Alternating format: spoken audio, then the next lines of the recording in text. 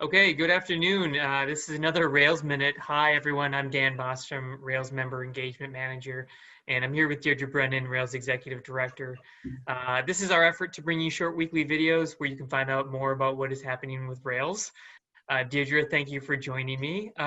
One thing I'm curious about is what made you decide to become a librarian? Did you always know you were heading down that path?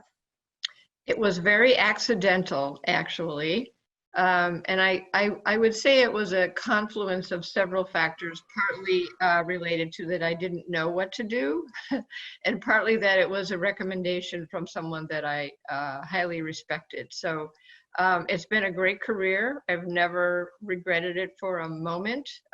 There's something about it's kind of like running a small business, actually, when you're a library director or a system director, but it's way better because than like widgets or something. Not that I have anything against widgets, but you're actually providing services to people that they really, really need and want, and to people that a lot of the time. So I know a lot of people who have been who are librarians, knew from the day they were born, but I am not one of them, and I won't ask you if you were one of them because that's beyond the scope of today. We'll let people wonder, right? So I'll answer you and say I wasn't one that was born a librarian, but I do agree with you that there's something about being so valuable to people in the community that it really makes it an amazing occupation.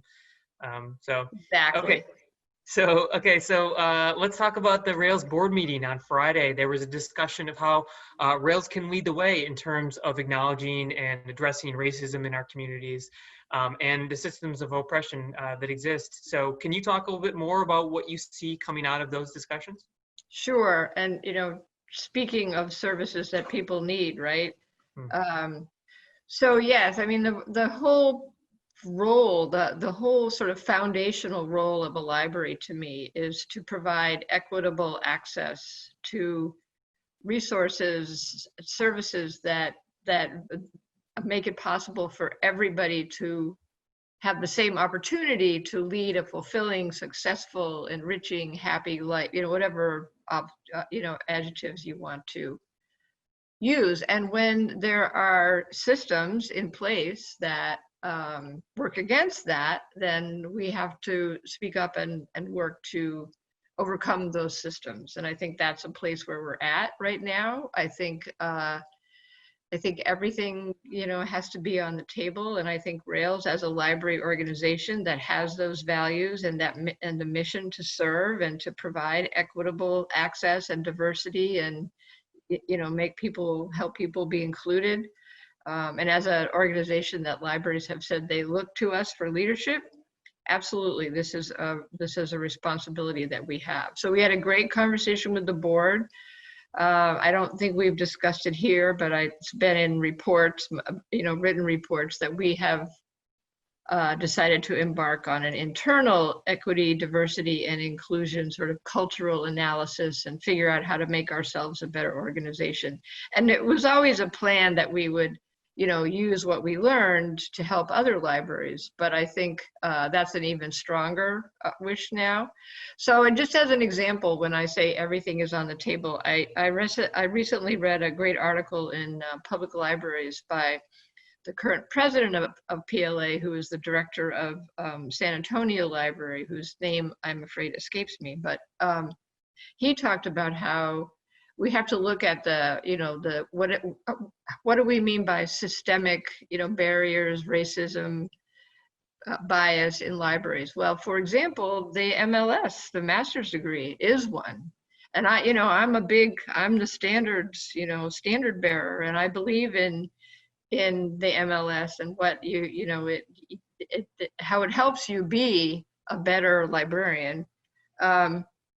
But he's not wrong at all about that. And so I'm not saying I know what would be the end point, but I'm about that, but I'm saying it has to be on the list of things that we talk about, and how, what does that do to keep non-white people out of libraries? I mean, we know our profession is a problem in terms of diversity. So what are we doing to, continue that? Yeah, I think everyone around the country is having these discussions and having and examining these things. So it's great to hear that this is all happening at Rails as well. So, okay, transitioning, tough transition here. What else is happening around Rails? What would you like people to know about what's going on with the system? Well, very important announcement yesterday from the IMLS group, the Realm Reopening Archives, Libraries, and Museums, that their first test, the first 5 items that they tested, which were hardcover book, softcover book, plain paper pages inside a closed book, plastic covering of a book, and I'm going to say this because I better, because it's complete information and I am a librarian, biaxially oriented polyester film, the kind of plastic covering, and a DVD case. And the definitive testing shows that after 3 days, there is no detectable virus load on any of those materials. So they are moving on to testing more, additional materials. Of course, we immediately got a slew of questions upon, putting this information out, which is completely understandable. This was what librarians do. It's what they're so good at. They ask questions, they look for their own answers. We don't know yet about answers about humidity and things being stacked and things in bins, but that's all going to be, looked at in the, proper order as much as possible. I mean, the, environmental conditions are, different ones are hard to simulate. But I think, we have to remember too that this work has to be focused on libraries and museums. There are other groups that are looking at environmental influences or effects of the virus, etc. So I think, as the research and the data continues and begins to become more understood and more available, I think we'll get a much fuller picture. But for now, I think this is a huge thing to know that it's 3 days, not 7 days, and we have revised all of our procedures and documentation accordingly. Yeah.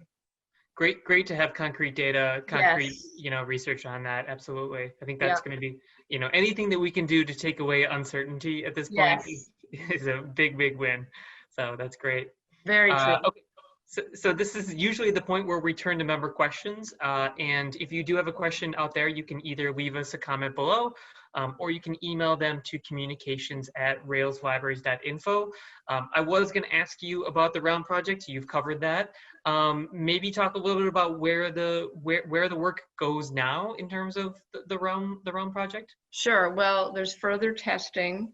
We're still in phase 1, but the phases are overlapping. They did look, most immediately at public libraries, but they are now, once June began, so we're well into June, they did start also thinking about and looking at museum issues and archives issues.